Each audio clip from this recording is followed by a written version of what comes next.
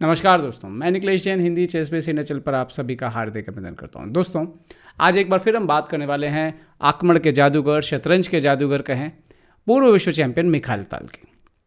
Mikhail ताल विश्व champion बहुत लंबे समय तक नहीं रहे। महज उनका 2 साल का आप कह सकते हैं कि समय रहा जिस समय वो विश्व चैंपियन रहे। उसके बाद मिखाइल ताल की मुख्य समस्या ये आने लगी कि उनकी हेल्थ जो है, मतलब उनकी तबीयत जो है वो काफ़ी गिरने लगी। उनको किडनी की समस्या थी। तो विश्व चैंपियन बनने के बाद काफ़ी लंबा समय 2-3 साल जो है उनकी तबीयत खराब रही। इसी दौरान विश्व चैंपियनशिप भी उनकी चली गई। लेकिन इसके बाद मिखाइल ताल ने वापसी की, अपने हेल्थ पे काम किया, कमबैक किया और कैंडिडेट टूर्नामेंट एक बार फिर से जीता 1965 में। उसी कैंडिडेट टूर्नामेंट का आज मैं आपको एक गेम दिखाने जा रहा हूँ। ये था पोर्तिश लाजोस के बीच। यहाँ पर नाम एक बार फिर से बता दूं कि आपको नाम दिख रहा होगा मिहाइल, क्योंकि लातविया में उन्हें मिहाइल कहते थे, लेकिन शतरंज जगत में उन्हें मिखाइल ताल के नाम से जाना जाता है। तो चलिए शुरू करते हैं उनका ये गेम जो कि उन्होंने खेला पोर्तिश के खिलाफ।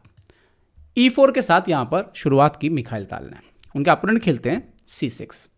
इसमें आपको ये भी पता लगेगा कि मिखाइल ताल के गेम में भले ही वो तबीयत खराब होने के बाद जब वापस आए तो वो शार्पनेस, वो अटैक और वो जिस तरह का शतरंज वो खेलते थे उसकी आदत जो है उसमें कोई भी परिवर्तन नहीं आया था।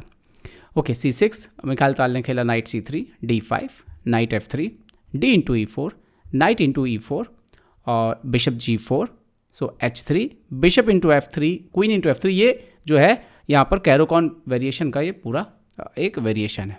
ओके, नाइट D7, तो वाइट खेलता है D4 सेंटर को लेते हुए और अपोनेंट खेलता है नाइट G-F6, तो वाइट एक और पीस निकालता है। मिखाइल ताल खेलते हैं बिशप D3 और पोर्तिश यहाँ पर नाइट इंटू E4 मारते हैं, तो जवाब देते हैं क्वीन इंटू E4। अब यहाँ पर अगर आप आज के समय में देखेंगे तो 2 मेन लाइन है। एक है नाइट F6 डायरेक्ट खेलते हैं और एक में E6 खेल के पहले डेवलपमेंट को कंप्लीट करते हैं। तो यहाँ पर पोर्तिश ने खेला E6। ओके, तो मिखाइल ताल यहाँ पर कैसल करके अपना डेवलपमेंट कंप्लीट कर लेते हैं। बिशप E7, तो C3, नाइट F6, तो मिखाइल ताल खेलते हैं क्वीन H4, नाइट D7, तो क्वीन G4, G7 पर अटैक है, सो बिशप F6, नाउ रुक E1, क्वीन। अब यहाँ पर ये जो रुक E1 खेला गया, जो लास्ट मूव खेला गया है, यहाँ पर आप देखो कि ऑलमोस्ट वाइट का डेवलपमेंट तो सब कंप्लीट है और जैसे ही मिखाइल ताल रुक E1 खेलते हैं तो उनकी नज़र जो है वो E6 के प्यादे पर है। अब यहाँ पर ब्लैक 2 तरीके से रिस्पॉन्ड करना उसके लिए सबसे अच्छा माना गया है। एक, ब्लैक यहाँ पर H5 खेले, काउंटर अटैक करे, जो कि एक बहुत अच्छी चाल मानी जा रही है कि यहाँ पर आप वाइट को ही परेशान कर सकते हो। तो ये कई लोगों के खेलने का तरीका हो सकता है। एक, क्वीन E7 खेलने पहले साइलेंटली आराम से और फिर आगे कैसल के लिए तैयार, और इसमें आपको लॉन्ग कैसल का भी ऑप्शन खुला हुआ है। लेकिन यहाँ पर पोर्तिश ने मूव खेला क्वीन B6। अभी समस्या यह है कि डायरेक्ट रुक E6 पे डिफेंस जो है वो तैयार है। तो मिखाइल ताल यहाँ पे क्या खेलते हैं, मिखाइल ताल खुद लिखते हैं कि शायद उनको पहले क्वीन H5 खेलना चाहिए था और फिर धीरे धीरे, अभी देखिए कैसल भी स्टॉप है, तो ये शायद उनके लिए एक अच्छी चाल होती। लेकिन मिखाइल ताल ने यहाँ पे चाल चली C4। ये वैसे बहुत अच्छी चाल नहीं थी। क्यों नहीं थी? नाइट B4, मिखाइल ताल का जो अगली जो चाल आने वाली है, रुक into E6, F into E6, queen into E6, मतलब पूरा का पूरा रुक सेक्रीफाइस देने वाले हैं। लेकिन इसमें ब्लैक अगर सही डिफेंस कर ले तो ये मैच ड्रॉ होना चाहिए, लेकिन डिफेंस इतना आसान था नहीं। तो वो तो उस समय जब बिना कंप्यूटर के मिखाइल ताल खेल रहे हों, तो ऐसे में तो डिफेंस ढूंढना और भी मुश्किल काम है जब कंप्यूटर का ज़माना ही नहीं था। तो और गेम भी इतने एनालाइज नहीं हो पाते थे। तो यहाँ पर उनके अपोनेंट ने जवाब दिया किंग F8। अब देखिए यहाँ पे जो ताल का वेरिएशन था वो क्या था कि अगर अपोनेंट यहाँ पे डिफेंस करने की कोशिश करते, जैसे कि किंग D8 खेलें, तो एक तो ये क्वीन D6, किंग E8 और क्वीन E6 से ड्रॉ हो जाएगा, ठीक है। और अगर वो खेलें यहाँ पर बिशप E7, वापस जाएं, तो बिशप G6 चेक आके सेक्रीफाइस, ये एक और सेक्रीफाइस, ठीक है। पहले रुक दिया, अभी बिशप सेक्रीफाइस। और अगर यहाँ पे एक्सेप्ट कर लें H-G6, तो बिशप G5 के बाद जो है देखिए वो मेट लगी है क्वीन C7, तो रुक E1 के बाद ये गेम बचेगा नहीं। तो ये तैयारी थी मिखाइल ताल की यहाँ पर, ठीक है। और वो और कोई पीस जो है वो सपोर्ट में आ ही नहीं पा रहा है। सो यहाँ पर जो इन्होंने खेला यहाँ पे जैसे क्वीन E6, तो बिशप E7 पे, अगर बिशप G6 पे क्या खेलना पड़ता है इनको खेलना पड़ता है यहाँ पे king D8। Now bishop F5, देखिए अब D7 पे मेट लगी है, तो queen into D4, good move ताकि D7 कंट्रोल हो। नाउ बिशप F4, अब रुक D1 भी आ सकता है, और यहाँ पर जो है आप देखिए कि बिशप जो है वो भी आ सकता है बीच में, बिशप E5, तो रुक E8, नाउ रुक E1, तो E7 पे फिर से प्रेशर, क्योंकि हटेगा तो D8 मर रहा है, G6, तो बिशप G4 और नाइट D3। ये पूरा वेरिएशन मिखाइल ताल ने तैयार करके रखा था। तो रुक E4, so queen F2 check, king H1, now queen F1 check, king H2, और यहाँ पर क्वीन G1 चेक। ये मिखाइल ताल की पूरी तैयारी थी कि यही पॉसिबल है, वरना अगर मेट रोकना है तो। So king G1, so bishop G5, bishop C5 check, bishop E3, rook into E6, रुक इंटू E6 और A5। और ये एक्चुअली में मिखाइल ताल के कैलकुलेशन के हिसाब से पोजीशन इक्वल है।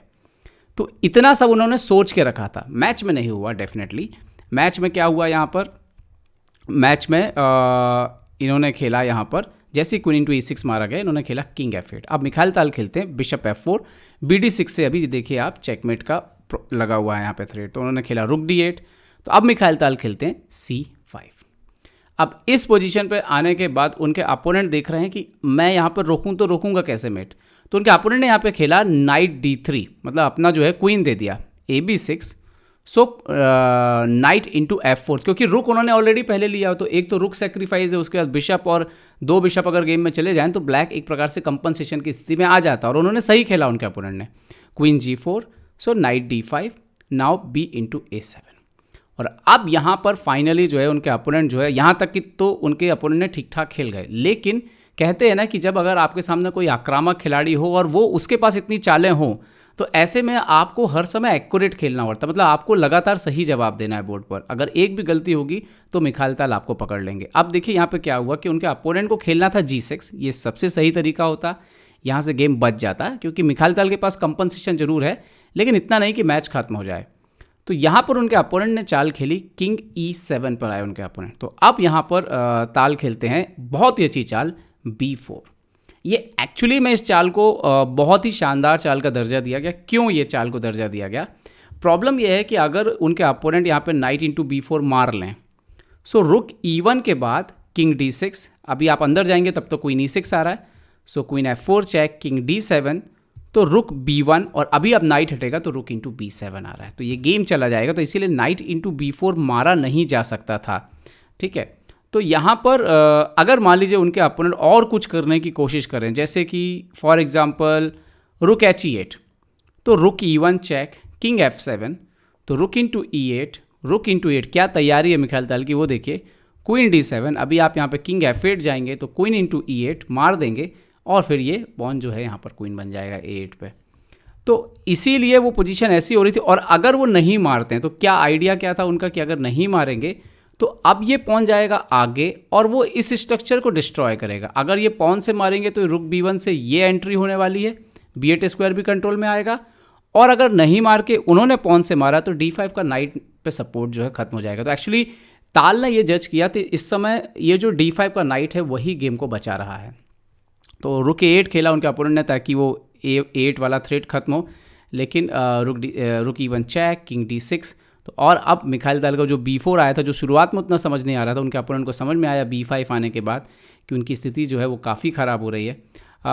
यहाँ पर अगर C इंटू B5 मारते तो क्वीन E6, किंग C7, सो रुक C1 चेक और king D8, queen into D5, आप कैलकुलेट करिएगा बहुत जल्दी मात हो जाएगी। सो मार नहीं सकते थे तो उनके अपोनेंट ने यहाँ पे खेल दिया रुक A7, वो पॉन को मार लिया और यही उनके लिए आखिरी ब्लंडर साबित हुई।